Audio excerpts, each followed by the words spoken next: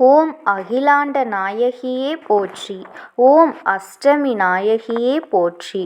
ஓம் அபயம் தருபவளே போற்றி. ஓம் அசுரரை வென்றவளே போற்றி. ஓம் அன்பர்க்கு எளியவளே போற்றி போற்றி. என் அன்பு குழந்தையே, உனக்கான நல்ல விஷயங்களை செய்து கொடுப்பதற்காகவே உன் தாயானவள் இன்று உன்னை தேடி வந்திருக்கின்றேன். என் தங்க குழந்தையே, இன்று உன் அம்மா உனக்கு சொல்ல வந்திருக்கின்ற வாக்கினை நீ தவிர்க்காமல் கேட்க வேண்டும். ஏனென்றால் இது உனக்கான வாக்கு. உன்னை நல்வழிப்படுத்துவதற்காகவே உன் தாயானவள் தினம்தோறும் உனக்கு இந்த வாக்கினை உன் கண்ணில் படும்படி செய்து கொண்டிருக்கின்றேன் என்பதனை நீ மறந்துவிடக் கூடாது. மிகவும் ஆபத்தான செய்தி. இந்த செய்தியானது நிச்சயமாக நீ கேட்கும் பொழுதே கண்கள் கலங்கித்தான் போவாய். உன் வாழ்க்கையில் இப்பொழுது நடந்து கொண்டிருக்கின்ற ஒரு உண்மையை அல்லவா உன் அம்மா நான் சொல்ல வந்திருக்கின்றேன். என் குழந்தையே, வாழ்ந்து முடித்த ஒருத்தி வாழப்போகின்ற உன் வாழ்க்கையை கருவறுக்க காத்து கொண்டிருக்கின்றாள்.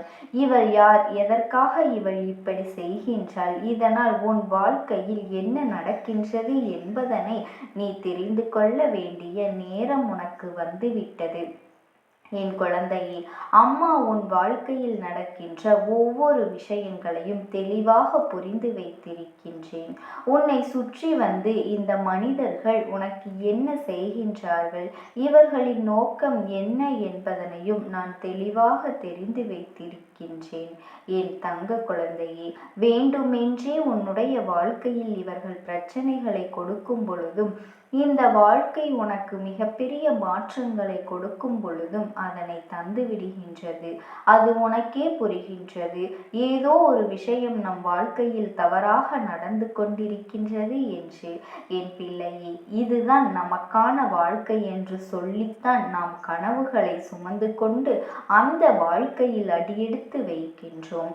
ஆனால் நாம் அடியெடுத்து வைத்த நேரம் நம்மால் இது போன்ற ஒருவர் உன் வாழ்க்கையை அழிக்க நினைக்கின்றார் என்றால் நிச்சயமாக அதனை ஒருபொழுதும் ஏற்றுக்கொள்ள முடியாது.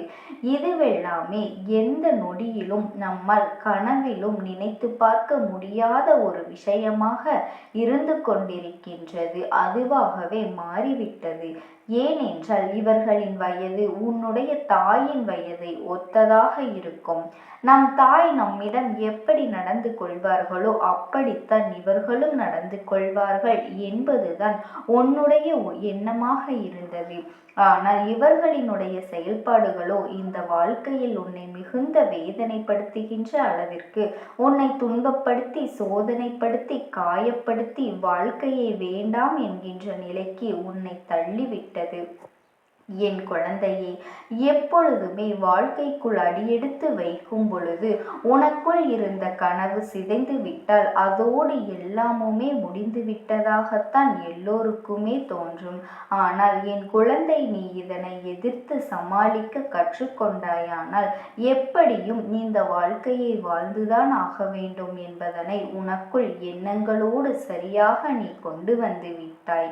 நடப்பது எல்லாமுமே ஏதோ ஒரு காரணத்திற்கு தான் நடக்கின்றது. இவர்களை பற்றி நாம் தெரிந்து கொள்வதற்காக நமக்கு கிடைத்த வாய்ப்பு என்று என் குழந்தை சரியாக நீ புரிந்து கொண்டாய். அதன்படி நீ வாழவே தொடங்கிவிட்டாய். என் அன்பு குழந்தையே, இவை எல்லாமே இருக்கட்டும். என் குழந்தை, ஒன்றின் வாழ்க்கையில் நடந்த ஒரு விஷயம் உனக்கு சொல்லிவிடவா? என் குழந்தையே, பல கனவுகளோடு தான் ஆசைப்பட்ட வாழ்க்கை ஒருவரை கரம் பிடித்து வாழ்வதற்குள் நுழைகின்றாள். ஆரம்பத்தில் அந்த குடும்பத்தில் அத்தனை பேரும் அவள் மீது அன்பு செலுத்தி அவளை மிகவும் அதிகமாக பாராட்டி வாழ்க்கையில் இவளை போல ஒருவள் கிடைக்க மாட்டாள் என்பது போல நடத்தினார்கள். இதை கண்ட இந்த பெண்ணுக்கும் பெருமிதமாகத்தான் இருந்தது. ஆனால் நாட்கள் செல்ல செல்ல இவள் எந்த ஒரு வேலைக்கும் செல்லவில்லை. இவளினால் அந்த குடும்பத்திற்கு எந்த ஒரு பண உதவிகளும் கிடைக்கவில்லை என்றவுடன் அவளை மட்டம் தட்டத் தொடங்கிவிட்டார்கள். ஆனால் அந்த குழந்தையோ தன்னுடைய வயிற்றில் கருவை சுமந்து கொண்டிருந்தாள். அவளால் செல்ல முடியவில்லையே தவிர எதுவுமே தெரியாத குழந்தையோ திறமையில்லாத குழந்தையோ அவள் கிடையாது. ஆனால் இந்த நிலை அந்த குடும்பத்தில் இருக்கின்ற வயதான பெண், அதாவது அவள் குடும்பத்தில் அவள் கணவனினுடைய அம்மாவிற்கு பிடிக்கவில்லை. என் தங்க குழந்தையே, தன் குழந்தை அதாவது அவளின் மகனானவன் வேலைக்கு சென்றவுடன் இந்த பெண்ணிடம் நடந்து கொள்ளும் விதமும் இந்த பெண்ணுக்கு உணவு கொடுக்கும் விதமும் மிகவும் மோசமாக இருந்தது. இவ்வளவிற்கும் அந்த பெண் தெய்வத்தை எப்பொழுதுமே கையெடுத்து வணங்குவதும் தீப தூப ஆராதனைகளை காண்பிப்பதுமாக இருந்து கொண்டிருப்பாள். ஆனால் ஒரு பெண்ணிற்கே இன்னொரு பெண்ணை எப்படி நடத்த வேண்டும் என்று தெரியவில்லை. அவள் செய்த ஒவ்வொரு விஷயங்களும் இந்த பெண்ணின் மனதில் அப்படியே பதியத் தொடங்கிவிட்டது. நாம் எந்த தவறும் செய்யாமலேயே இவர்கள் நம்மை இப்படி நடத்துகிறார்களே என்று நினைத்தாலுமே தன்னுடைய கணவனின் முகத்தை நினைத்து கொண்டு இவர் நிச்சயமாக தன் தாயின் மீது அதிக அன்பு வைத்திருக்கின்றார். நாம் எதிர்த்து பேசினாலோ அல்லது எதிர்த்து நடந்து கொண்டாலோ இந்த விஷயமானது அவரின் செவிகளுக்கு சென்று சேரும் பொழுது மிகுந்த கஷ்டத்தை கொடுத்து விடுமோ என்று சொல்லி என் குழந்தை நிச்சயமாக அவர்களின் மனது காயப்படுமே என்று சொல்லி அந்த குழந்தை அத்தனையுமே பொறுத்து கொண்டே சென்றது. எல்லாவற்றிற்கும் ஒரு எல்லை உண்டல்லவா? ஒரு குழந்தை 2 குழந்தையும் ஆயிற்று. இந்த பெண்ணின் ஆட்டமும் அதிகரித்து விட்டது. இனியும் இவளின் ஆட்டத்தை அடக்கவில்லை என்றால் நம்மை வாழ விடமாட்டாள் என்பது அந்த பெண்ணின் எண்ணமாக மாறியது. ஏறக்குறைய அந்த பெண்ணின் கணவனுக்கும் தன் தாயின் செயல்பாடுகள் பிடிக்காமல் போகவே இவை எல்லாமுமே மாறி இந்த பெண்ணின் நிலைமையை இப்பொழுது தலைகீழாக மாற்றிவிட்டது.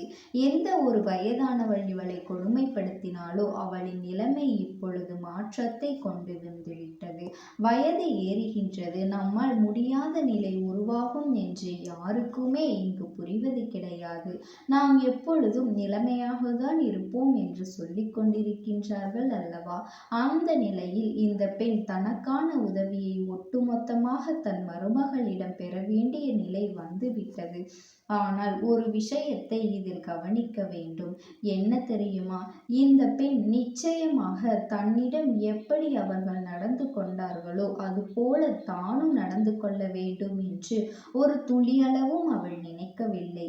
அவர்கள் செய்த தவறை அவர்கள் உணர வேண்டும். அடுத்த வீட்டிலிருந்து வருகின்ற ஒரு பிள்ளை இந்த குடும்பத்தை தன் குடும்பமாக நினைத்து இவர்களை விட்டால் நமக்கு வேறு யாருமே இல்லை என்று அன்பை மட்டுமே எதிர்பார்த்து வருகின்ற ஒரு இடத்தில் அந்த அன்பு கிடைக்காமல் போகும் பொழுது அது எந்த அளவிற்கு வேதனைகளை கொடுத்திருக்கும் என்கின்ற உணர்வை மட்டும் அவர்கள் உணர்ந்துவிட்டால் போதும் என்றுதான் அந்த குழந்தை நினைத்தது.